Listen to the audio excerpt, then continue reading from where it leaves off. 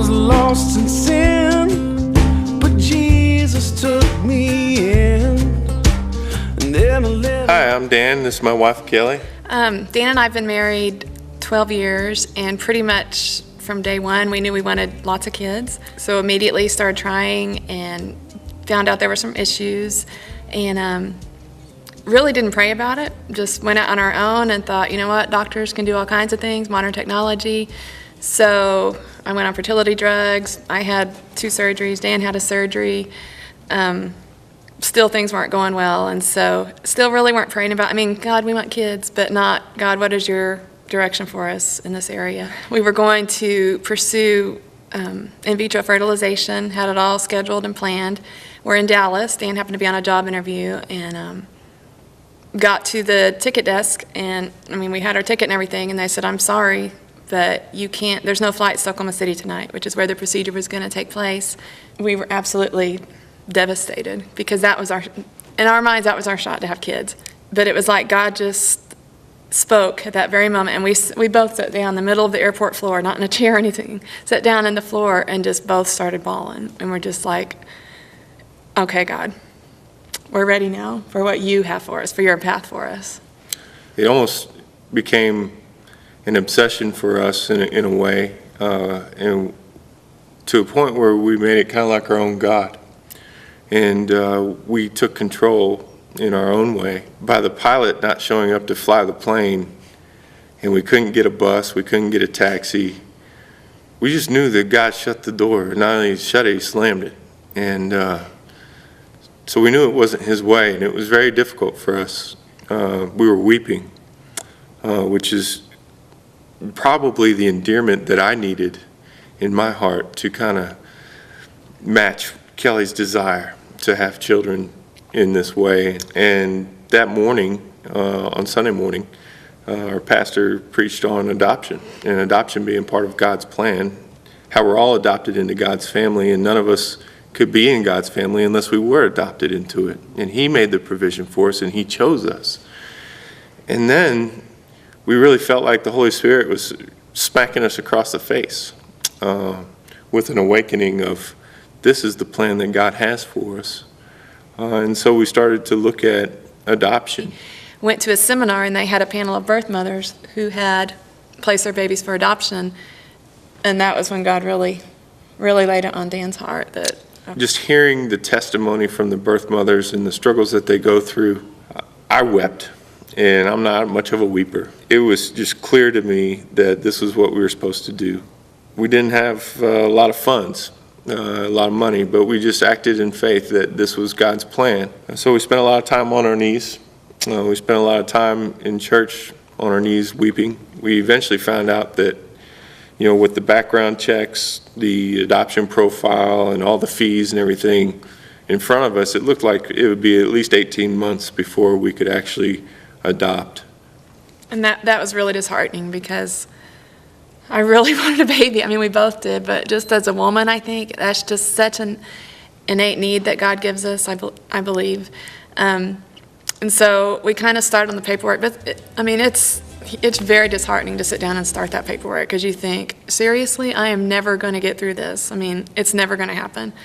And so we kind of started it, and we went on a vacation, and on that vacation I put the scrapbook together, which is pictures of him, pictures of me, pictures of our life together, so that prospective birth mothers can look through and get to know you. Well, we got home from vacation, and 2 nights later, Jim Johnson from our church called, and he happened to be on the board of the adoption agency here in town, the one that we decided, no, we're not going to do that one. That one's too small. And so he said, guys, I've got a birth mother in eastern Oklahoma.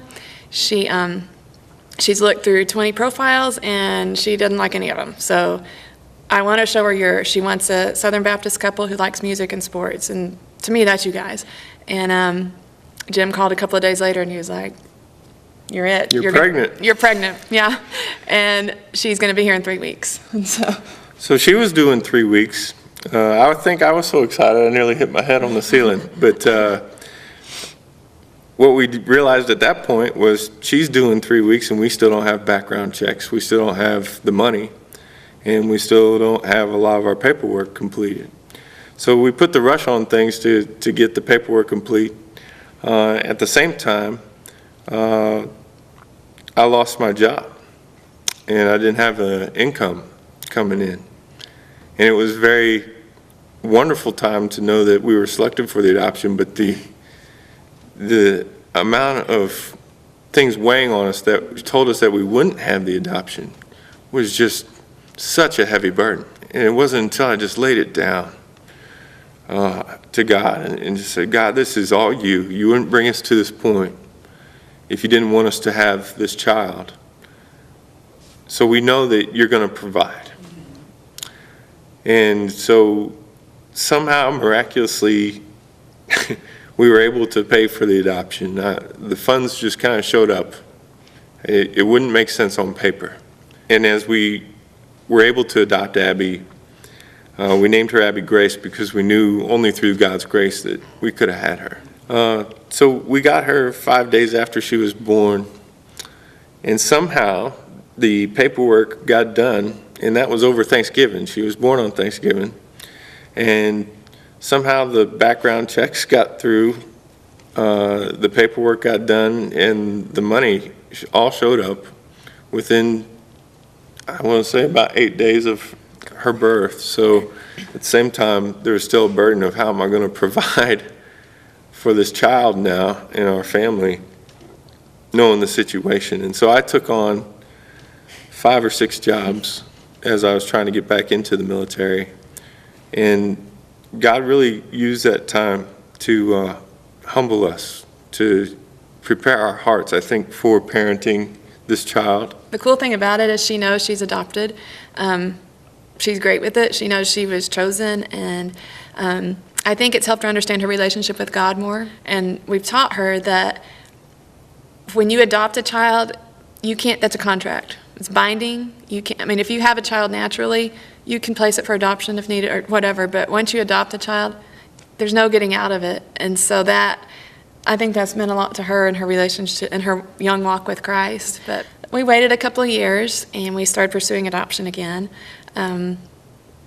They told us when we got Abby Grace, this was a miracle. It will not happen that quickly again. I thought at the time, yeah, right, it will, but they were right. It did not.